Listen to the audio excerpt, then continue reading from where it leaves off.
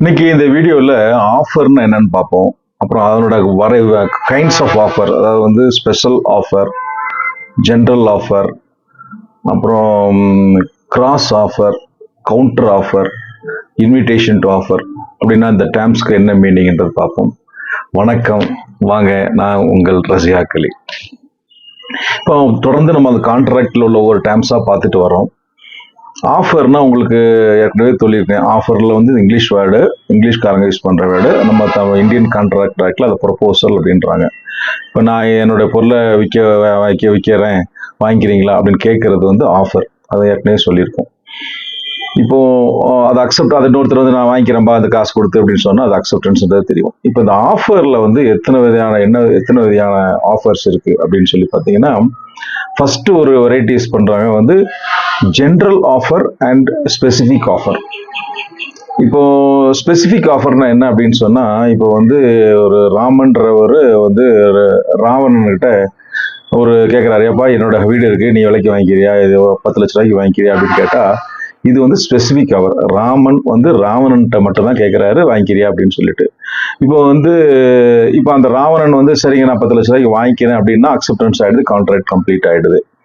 இப்போ ராமன் அக்செப்ட் பண்றது வந்து இப்போ வந்து லட்சுமணன் வந்து நான் வாங்கிக்கிறேன்பா அப்படின்னு சொல்லி கேட்கலாமா, அக்செப்ட் பண்ணலாமா அப்படின்னு சொல்லி கேட்டீங்கன்னா அது அக்செப்ட் பண்ண முடியாது. ஏன்னா அந்த ஆஃபர் வந்து ஸ்பெசிஃபிக் ஆஃபர். ராமன் வந்து யார்கிட்ட கேட்கறான், ராவணன்ட்ட கேட்கறான். ஸோ ராவன்ட்ட வாங்கிக்கிறியான்னு கேட்கும்போது ராமன் வந்து it is making a specific offer to Ravanan.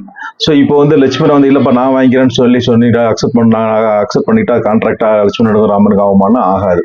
ஏன்னா இந்த offer is specific offer mat only to one particular person.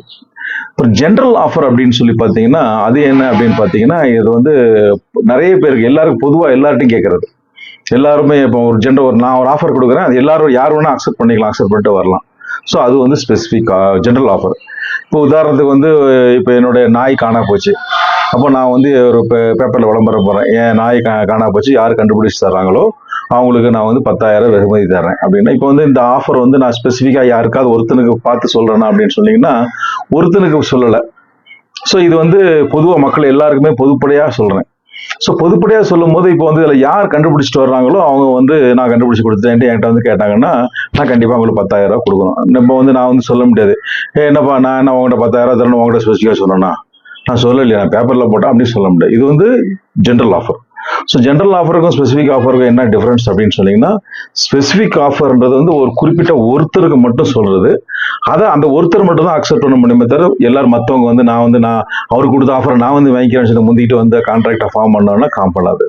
இப்போ நான் வந்து ராமனுக்கு வந்து முதல் சொல்றதுல ராமன் வந்து ராவணன்ட்ட சொல்றாரு, இதை விலைக்கு வாங்கிக்கிறியா, 10 லட்ச ரூபாய்க்கு வாங்கிறான். ராவணன் சும்மா இருக்கான் அமைதியாக. அப்புறம் லட்சுமணன் வந்து கேட்கறான்னா அப்போ வந்து அது அக்செப்டன்ஸ், லட்சுமணன் வந்து அதை அக்செப்டன்ஸ் பண்ணதை வராது. லட்சுமணன் கேட்கறது வந்து திருப்பி அது கவுண்டர் ஆஃபர். ஸோ அவன் திருப்பி நான் கேட்கறேன்ற மாதிரி திருப்பி ராமன் சரி பணம் வைக்கிறான் ஒத்துக்கிட்டானா அது கான்ட்ராக்டாக ஃபார்ம் ஆகும். ஸோ இதுதான் ஸ்பெசிஃபிக் ஆஃபர். ஸ்பெசிஃபிக் ஆஃபர் வந்து ஒருத்தருக்கு மட்டும்தான் கேட்க முடியும், அவரு தான் அதுக்கு பதில் சொல்ல முடியும். ஜென்ரல் ஆஃபரை பொறுத்து பொதுவான எல்லா மக்களுக்கும் உள்ளது. அடுத்தது பார்த்தீங்கன்னா கிராஸ் ஆஃபர், கவுண்டர் ஆஃபர் ரெண்டு இருக்கு. இப்போ கிராஸ் ஆஃபர் அப்படின்னா என்ன அப்படின்னு சொன்னீங்கன்னா, இப்போ வந்து ஒரு பொருள் இருக்கு. இப்போ இதே ராம கதையில வந்து இப்போ ராமன் வந்து ராவன்கிட்ட ஒரு லெட்டர் போடுறாரு, எனக்கு இந்த மாதிரி வீடு இருக்குப்பா வாங்கிக்கிறியா அப்படின்னு சொல்லி ராவனுக்கு லெட்டர் போடுறாரு. இப்போ வந்து இது வந்து ராமன் மேக்கிற ஒரு ஆஃபர். இப்போ இந்த விஷயம் ராவணனுக்கு தெரியாம அவரா தோணுது, ராமன்ட்டு அந்த வீடு விற்கணும்னு நினைக்கிறாங்க, கேள்விப்பட்டேன், நான் உன்ட்ட விலைக்கு வாங்கிக்கிறேன் 10 லட்ச ரூபாய்க்கு தெரியா அப்படின்னு சொல்லி அவர் அங்கிருந்து அனுப்புறாரு. ஸோ இங்கிருந்து ராவன்கிட்ட 10 லட்ச ரூபாய்க்கு வீடை வாங்கிக்கிறியான்னு கேட்குறாரு, ஒரு லெட்டர் போடுறாரு, இது ஆஃபர். இந்த விஷயம் அவருக்கு தெரியாமையே ராவணன் அங்கிருந்து நான் இந்த வீடை விலைக்கு வாங்கிக்கிறேன்ப்பா, 10 லட்ச ரூபாய்க்கு வாங்கிக்கிறேன் அப்படின்னு சொல்லி அவரும் தெரியாம இந்த ஆஃபர் அவருக்கு வந்து சேர்றதுக்கு முன்னாடியே இது இப்படி ஒரு ஆஃபர் இருக்குன்னு தெரியாம அவர் ஆஃபர் பண்றாரு. ஸோ இப்போ இந்த இவரும் ஆஃபர் பண்றாரு அவரும் ஆஃபர் பண்றாங்க, கான்ட்ராக்ட் முடியுமா அப்படின்னு சொன்னா இங்கேயும் கான்ட்ராக்டா கம்ப்ளீட் பண்ணாது. ஏன்னா ஒரு ஆஃபர் இருந்து அதை அக்செப்ட் பண்ணாதான் அது வந்து கான்ட்ராக்ட் கம்ப்ளீட் ஆகும். இந்த கதையிலையும் பார்த்தீங்கன்னா இவரு ஆஃபர் பண்றாரு, அவர் அங்கிருந்து ஆஃபர் பண்றாரு, இந்த ஆஃபர் தெரியாம அவரு ஆஃபர் பண்றாரு. ஸோ அப்படி ஆஃபர் பண்றதுதான் வந்து கிராஸ் ஆஃபர் அப்படின்னு சொல்லி சொல்லுவாங்க. இப்போ அடுத்தது வந்து கவுண்டர் ஆஃபர். கவுண்டர் ஆஃபர் அப்படின்னா என்னன்னு பார்த்தீங்கன்னா, இப்போ வந்து ராமன் சொல்றாரு இதே கதையில, ராமன் வந்து என் வீடு இருக்குப்பா ராவணா வாங்கிக்கிறா 10 லட்ச ரூபா அப்படின்னு சொல்லி கேட்கிறாரு. இப்போ வந்து ராவன் அங்கேருந்து பதில் சொல்றாரு, பாப்பா அது ரொம்ப ஜாஸ்திப்பா, நான் வந்து உன்னை வந்து 9 லட்ச ரூபாய்க்கு வாங்கிக்கிறேன் அப்படின்னு சொல்லி கேட்குறாரு. இப்போ அவரு திருப்பி இப்போ ராவணன் கேட்குறாரு. இப்போ ராமன் கேட்கறது வந்து ஆஃபர். இப்போ ராவணை வந்து 10 லட்ச ரூபாய்க்கு முடியாது, 9 லட்ச ரூபாய்க்கு வாங்கிக்கிறியா அப்படின்னு சொல்றது வந்து அக்செப்டன்ஸ் அக்செப்டன்ஸ் கிடையாது. அது வந்து கவுண்டர் ஆஃபர். அவர் திருப்பி ஒரு ஆஃபர் கேட்குறாரு. அவர் 9 லட்ச ரூபாய்க்கு வாங்கிக்கிறியா அப்படின்னு கேட்ட உடனே இவர் வந்து என்ன சொல்லணும், சரிப்பா 9 லட்ச ரூபாய்க்கு தரேன் அப்படின்னு சொன்னா இவர் அக்செப்டன்ஸ். ஸோ திருப்பி ராமன் தான் அக்செப்ட் பண்ணணும்.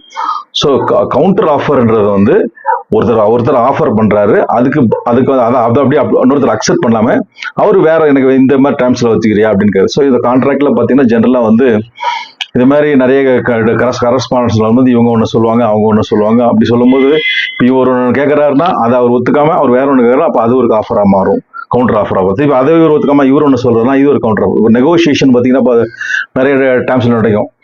10 லட்ச ரூபாய்க்கு வாங்கிக்கிறேன், நான் 10 லட்ச ரூபாய்க்கு தருவான், இல்லை 9 லட்சம், இது ஒரு ஆஃபர். அவன் அங்கேருந்து நான் இல்லைப்பா நான் வந்து ஒரு 5 லட்ச ரூபாய்க்கு தான் வாங்க தயாரா இருக்கேன், அது ஒரு ஆஃபர். இல்லை 5 லட்ச ரூபாய்க்கு தர முடியாதுப்பா, நான் வேணா ஒரு 9 லட்ச ரூபாய்க்கு தராம, இது ஒரு ஆஃபர். திருப்பி அங்கேருந்து இல்லை சரி பரவாயில்லப்பா உனக்கு இவ்வளோ கேட்டேன், நான் ஒன்றும் 6 லட்ச ரூபாய்க்கு வாங்கிக்கிறேன் அப்படின்னா அதுவும் கவுண்டர் ஆஃபர் தான். இதுதான் நம்ம வந்து ஆஃபர்ல உள்ள வெரைட்டிஸ். இன்னொன்று ஆஃபரை தவிர முக்கியமாக பார்க்கணும், இன்விடேஷன் டு ஆஃபர்னு ஒன்று இருக்கு. ஸோ ஆஃபர் ஒன்று இருக்கு. ஆஃபர்னா உங்களுக்கு என்னன்னு தெரியும், நான் வந்து 10 லட்ச ரூபாய்க்கு என்னோட வீடை 10 லட்ச ரூபாய்க்கு வாங்கிக்கிறான்னு கேட்கறது ஆஃபர். இன்விடேஷன் டு ஆஃபர் அப்படின்னா என்னன்னா, நீங்க வந்து நான் ஒரு பொருளை விற்கிறதுக்கு தயாரா இருக்கிறேன், யாரெல்லாம் விருப்பப்படுறீங்களோ நீங்க வந்து உங்களுடைய ஆஃபரை அனுப்புங்க, உங்களுடைய கோரிக்கை அனுப்புங்க அப்படின்னு கேட்கறது தான் இன்விடேஷன் டு ஆஃபர். இப்போ உதாரணத்துக்கு வந்து பாத்தீங்கன்னா டெண்டர் பார்க்கலாம். டெண்டர்ல என்ன பண்ணுவாங்க, நாங்க வந்து இந்த பழைய காரு இத்தனை கார் இருக்குதுப்பா, நாங்க வந்து விலை விற்கிறது தயாரா இருக்கோம், யாரெல்லாம் விருப்பம் இல்லாமலோ நீங்க வந்து உங்களுடைய ஆஃபரை கொடுக்கலாம் அப்படின்னு சொல்லுவாங்க. இப்போ என்ன பண்ணுவாங்க, நம்ம டெண்டரை பார்த்துட்டு ஒருத்தர் நான் இதை 5 லட்ச ரூபாய்க்கு வாங்குறேன், 6 லட்ச ரூபாய் வாங்குறேன், 7 லட்ச ரூபாய்க்கு ஒருத்தருடைய கொட்டேஷன் அனுப்புவாங்க. இப்போ வந்து முதல்ல காரு விற்கிறது தயாரா இருக்கு அப்படின்னு டெண்டர் அனுப்புறது வந்து இது ஆஃபர். அதை பார்த்துட்டு அது வந்து அது ஆஃபர் கிடையாது. நான் கார் ரெடியா இருக்கு, நான் விற்க தயாரா இருக்கேன், யாரெல்லாம் விருப்பப்படுறீங்களோ அவங்கெல்லாம் உங்களோட ஆஃபரை கொடுங்க அப்படின்னு கேட்கறது வந்து இன்விடேஷன் டு ஆஃபர். நீங்க வந்து ஆஃபர் வாங்க, ஆஃபர் அனுப்புங்க அப்படின்னு கேட்கற இன்விடேஷன் தான். ஸோ அதுக்கு நம்ம பதில் போடுறோம், நான் வந்து 10 லட்ச ரூபாய்க்கு வாங்குறேன், 8 லட்ச ரூபாய்க்கு வாங்குறேன், 6 லட்ச ரூபாய் வாங்குறேன், இதுதான் வந்து ஆஃபர். இப்போ அந்த ஆஃபர்ல எது வேலை ஜாஸ்தியா இருக்கோ அதை பிக்கப் பண்ணி நான் விலைக்கு வாங்கிக்கிறேன் அப்படின்னு சொன்னீங்கன்னா அப்போ அவன் திருப்பி அக்செப்டன்ஸ் பண்ணிடும். ஸோ ஆஃபருக்கும் இன்விடேஷன் டு ஆஃபருக்கு வித்தியாசம் என்ன அப்படின்னா, ஆஃபரை வந்து அடுத்த ஆள் அக்செப்ட் பண்ணிட்டா அது கான்ட்ராக்டா மாறிடும். இப்போ இன்விடேஷன் டு ஆஃபரை வந்து நான் விற்க போறேன், வழக்கு தயாரா இருக்கேன் அப்படின்னு சொல்லும்போது அடுத்த வந்து அப்பா நான் 10 லட்சம் வாங்கிக்கிறேன் அப்படின்னு சொன்னா உடனே அது கான்ட்ராக்டா ஃபார்ம் ஆகும்னா கான்ட்ராக்டா ஃபார்ம் ஆகுது. இங்க இருந்து அனுப்புறது இன்விடேஷன் டு ஆஃபர். அவர் அங்கிருந்து கேட்கணும், கேட்டு இது மாதிரி அவர் தான் ஆஃபர் அனுப்புறாரு. ஓகே, அவர் சொன்னோன்னா அவர் ரேட் சொல்றாரு, 10 லட்ச ரூபாய்க்கு வாங்கிறேன், 8 லட்ச ரூபாய்க்கு வாங்கிறேன்னு சொன்னாங்கன்னா அதுதான் ஆஃபர்.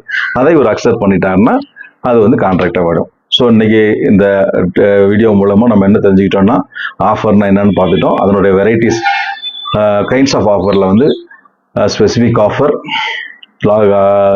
ஜென்ரல் ஆஃபர், அல்லது ஆஃபர் அட் லார்ஜ்ன்ற சொல்லுவாங்க, அது இன்னொரு பேர். அப்புறம் வந்து cross offer, counter offer, invitation to offer, இந்த டேர்ம்ஸை பார்த்துருக்கோம்.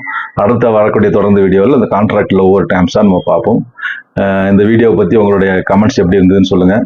ஸ்பெசிஃபிக்காக ஸ்டூடெண்ட்ஸ், எஸ்பெஷலி தி லா ஸ்டூடெண்ட்ஸாக இருந்தாலும் சரி, இல்லை நம்ம மற்ற பிகாம், சிஎம்ஏ படிக்கிறவங்க அல்லது சிஎஸ் படிக்கிறவங்க இதை பார்த்தீங்கன்னா உங்களுடைய கமெண்ட்ஸ் எப்படின்னு சொல்லுங்கள்.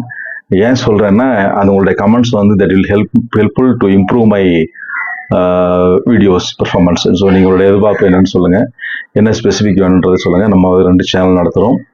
ரஷ்யாக் சட்டமறிவுன்றது தமிழ் சேனல், ரஷ்யாக் லா டியூப்ன்றது இங்கிலீஷ் சேனல். இந்த 2 சேனலையும் பார்த்து உங்களுடைய சட்ட அறிவை பெருக்கிக்கிங்க. ஏராளமான வீடியோஸ் இருக்குது. அதை தவிர்த்து ஸ்பெசிஃபிக்காக உங்களுக்கு லா சம்பந்தமாக ஏதாவது சந்தேகங்களோ கன்சல்டேஷன் தேவைப்பட்டால் அந்த நம்பருக்கு கான்டாக்ட் பண்ணுங்கள். இஃப் டைம் பெர்மிட்ஸ் நான் உங்களுக்கு கன்சல்டேஷன் பண்ணி கொடுக்குறேன். நன்றி, வணக்கம். அன்புடன் ரஷ்யாக் அலி.